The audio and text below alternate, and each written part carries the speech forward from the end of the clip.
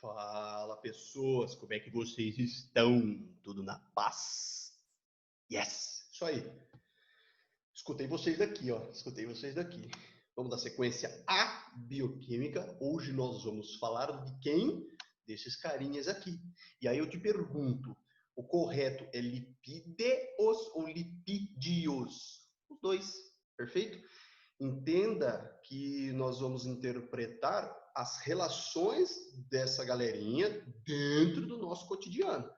Logo, sem mais delongas, deixa eu subir aqui para não tampar o seu café. Perfeito? Sem mais delongas, toma o seu cafezinho e vem comigo. Sem mais delongas. Se liga na definição. Eu não vou ficar lendo, beleza? Ao menos que haja necessidade. Não precisa. Porém, contudo e todavia, aquilo que for importante para você, eu estou falando aqui, aí você pode pausar e ler a definição, perfeito? Porque o que eu vou destacar para você, se você já leu, né, a definição do que são lipídios ou lipídeos, tanto faz, tá bom? Eu coloquei aquilo de fundamental importância que vai ser utilizado como subsídio para o nosso bate-papo em negrito. No entanto, porém, contudo, todavia, é isso aqui que eu estou interessado. Eu quero fazer você enxergar essas diferenças do ponto de vista químico, perfeito? Então, sem mais delongas, né? Nós podemos falar, para você tá vendo que eu estou usando tanto com I quanto com E, tanto faz, tá bom? Alguns exemplos de estruturas, né, que são consideradas e classificados como lipídios complexos, e aí você já faz uma pergunta para mim, a gente vai começar pelos mais difíceis? Não, eu só estou ilustrando, porque estamos no ensino médio, tá bom? E dentro do ensino, essa conversa vai longe, hein, gente? Essa conversa aqui, ó, ixi, é praticamente um semestre inteiro na universidade, tá? Então, o que a gente vai focalizar para o ensino médio? Os lipídios simples, né? E a relação dele com o nosso dia a dia. Sem mais delongas, né? Apesar de eu estar destacando para você uma coisa importantíssima, isso aqui é uma parte de contextualização. Pensando na mesma ideia na aula de carboidratos, eu vou contextualizar bastante e vou começar a pontuar, do ponto de vista químico, aquilo que é fundamental você saber. Perfeito? Uma coisa importante é diferenciar óleo de gordura, tá? Porque a propaganda do dia a dia, nossa, ela tá infestada de coisas desse tipo aqui, ó. Nossos óleos, nossos produtos, né? Óleo é livre de colesterol. E aí, se o cara é desavisado, ele fala, nossa, cara, vou comprar porque, tá ligado, aquilo ali é livre de colesterol. Então, velho, todos os óleos são livres de colesterol, tá? Porque óleo, bem na nossa cachola, a origem dele, e a origem vegetal. Por quê? Porque colesterol é de origem animal. Olha o exemplo dos meus bacons aqui dando tchau para você. Perfeito? Isso aqui está totalmente inserido no seu dia a dia quando você faz curva de colesterol para você saber a concentração desses dois que estão aqui, ó. E aí já entra um adendo, né? HDL, colesterol bom, né? Hoje Deus te livra. E o LDL, que é colesterol ruim, né? Logo Deus leva, nunca mais você vai esquecer. Qual que é o colesterol bom, qual que é o colesterol ruim? É só você lembrar dessas diquinhas aí. Né? O professor da universidade gostava muito e eu achei uma animação. Achei essa imagem aqui nesse site aqui e coloquei aqui para vocês. Perfeito? Tá? Olha para essa estrutura. Olhou para essa estrutura? Olhei. É isso que eu vou começar por essa ideia, a gente vai percorrer todo um caminho e a gente vai voltar nesse mesmo lugar vendo a aplicação disso daqui. O que eu quero te destacar? Tá vendo tudo esse bololô aqui, ó? Se eu destacar só essa parte aqui para você, que está em vermelho, que você, se eu tampar essa hidroxila aqui, todo o resto é uma cadeia de hidrocarboneto. E daí?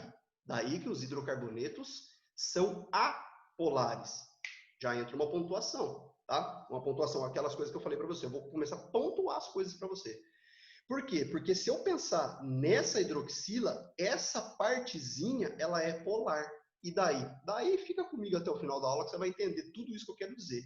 Né? Uma cadeia gigantesca de hidrocarboneto e uma pontinha, um pitoquinho, um pedacinho, né? Todos os hidrocarbonetos, uma parte totalmente apolar e um pedacinho, uma cabecinha, né? Sendo polar, tá? Você já vai ver daqui a pouquinho.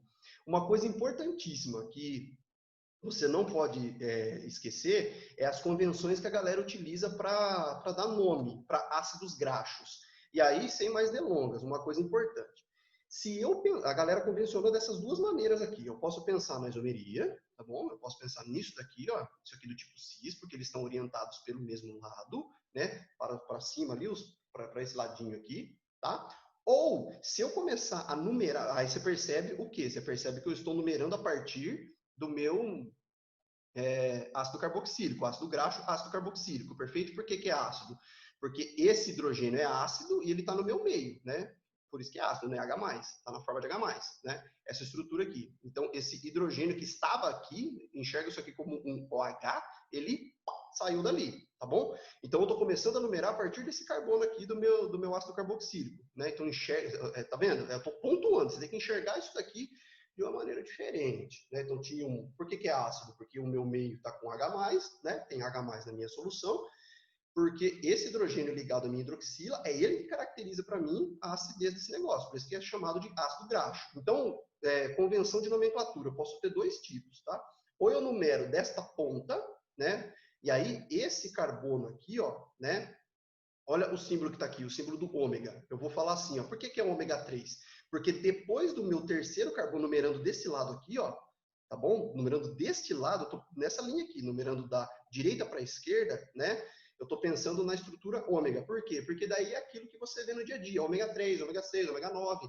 Significa o quê? Que a minha insaturação está depois do meu carbono 3, numerando da minha direita para a esquerda. Se eu pensar no carbono de em cima, por que esse daqui é alfa? Presta bastante atenção, porque ele é o primeiro carbono depois do meu composto majoritário, tá? Meu primeiro carbono depois do meu composto, depois do meu grupo funcional majoritário. Quem é o meu grupo funcional aqui? O meu carbono funcional, olha os nomes, ó, carbono funcional, por quê? Porque esse aqui é o carbono ligado à carbonila, que também tem uma hidroxila, caracterizando um ácido carboxílico, tá? Nessa estrutura aqui. Então, esse aqui é o meu primeiro carbono, né? Nesse caso aqui são 18 no total, tá bom? Então, esse primeiro a gente chama de alfa, o segundo a gente chama de beta, o terceiro a gente chama de gama. Então, eu tenho essas duas estruturas de nomenclatura, tá bom?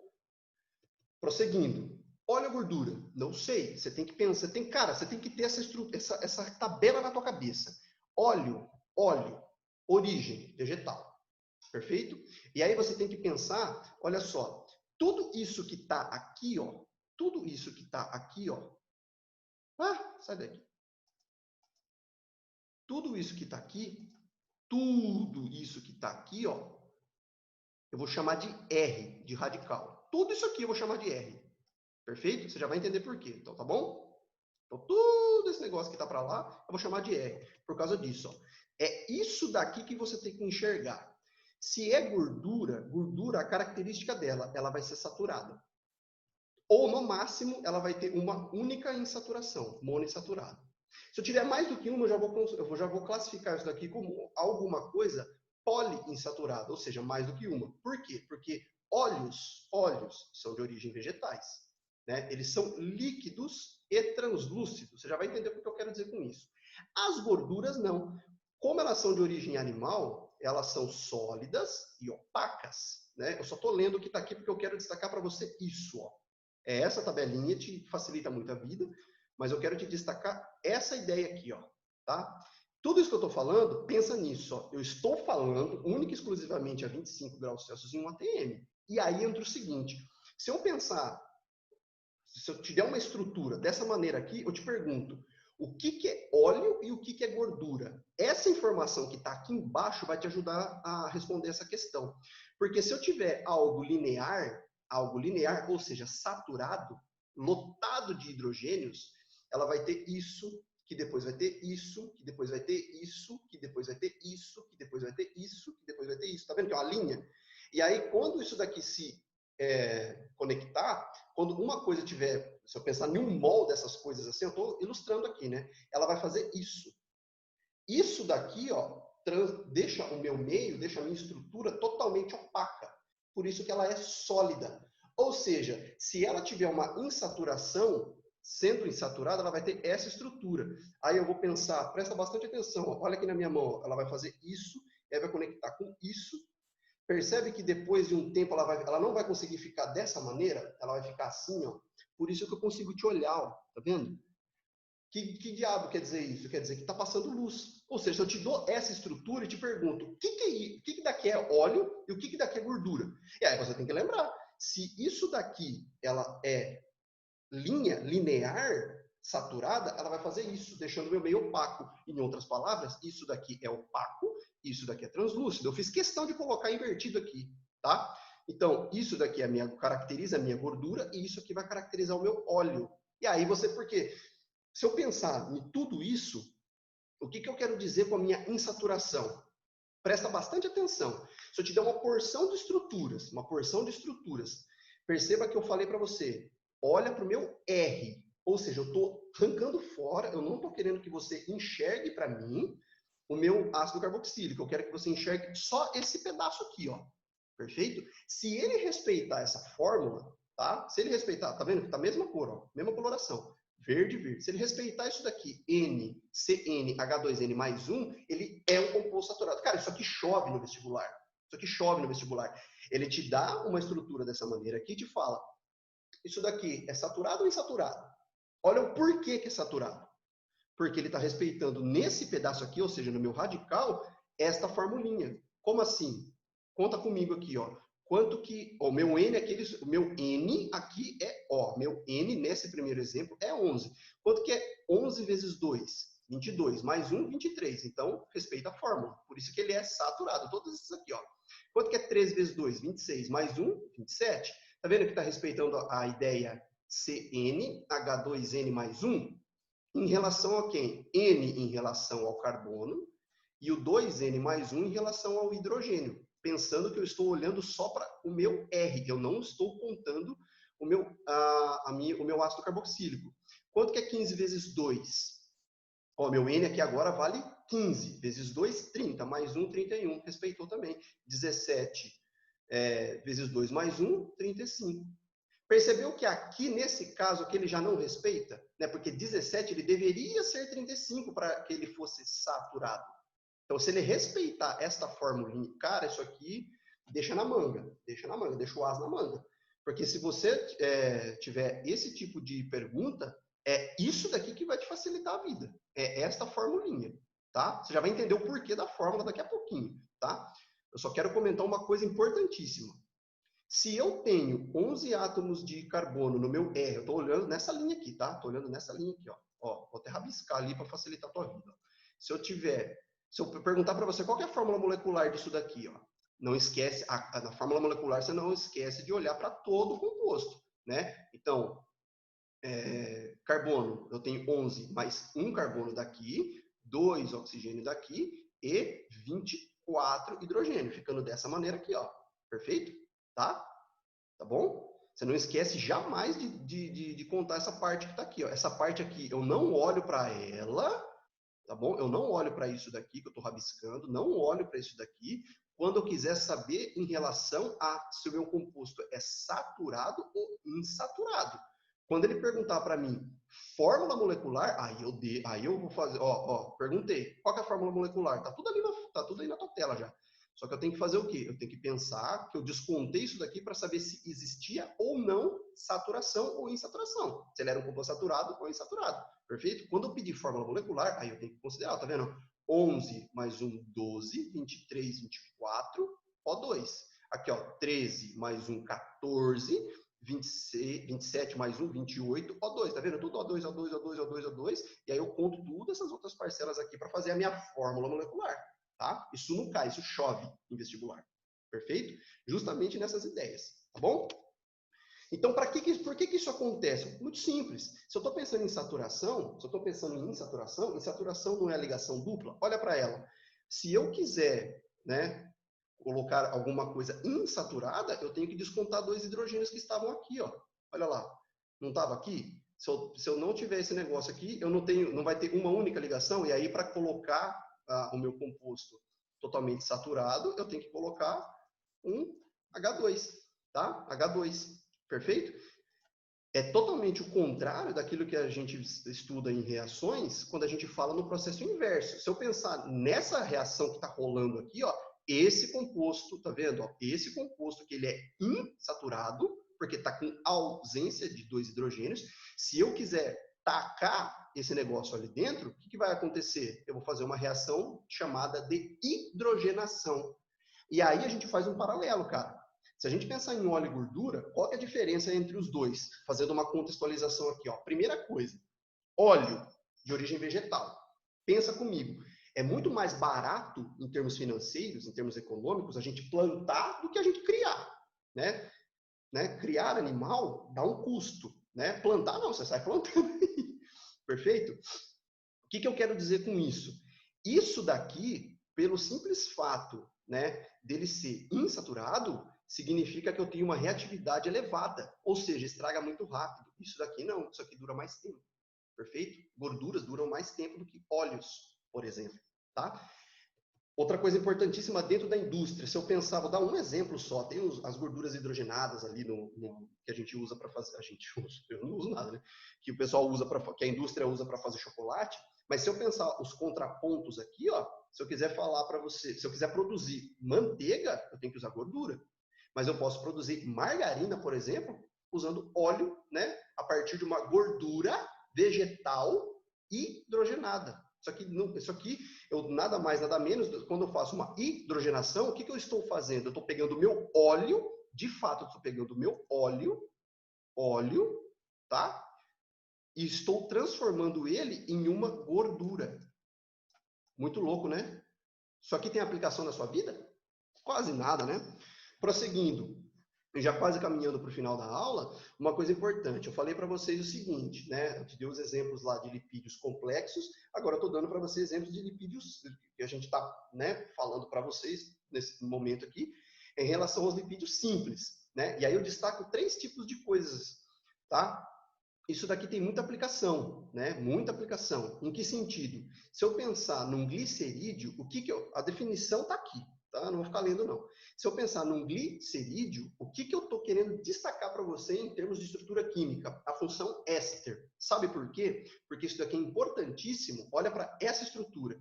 Quando eu pego essa estrutura, né? Essa estrutura, e eu coloco um triéster, olha só, triéster é a minha estrutura do meu triglicerídeo. E aí, isso tem a ver com a sua vida? Nossa, como tem. Né? Você vai fazer exame de sangue lá para ver a taxa de triglicérides. Como que a gente forma um triglicerídeo? Muito simples, a reação está aí na tua tela. Eu pego um glicerol, né, a glicerina, faço uma reação com ácido graxo, essas estruturas aqui, ó, tá vendo que essa é uma estrutura, essa é outra estrutura, essa é outra estrutura, formando essas estruturas aqui, ó. Esses R's aqui, eles podem ser iguais, pode ser o mesmo R, tá? Pode ser a mesma estrutura, ou pode ser diferente, tá? O R é o resto, é a outra parte dos meus ácidos graxos, tá? E daí? Daí que se eu olhar para isso daqui, olha que legal que pode acontecer. Tá? Se eu pegar o meu glicerídeo, se eu pegar o meu triglicerídeo, o meu glicerídeo e fizer uma reação com uma base, eu vou estar produzindo sabão, cara.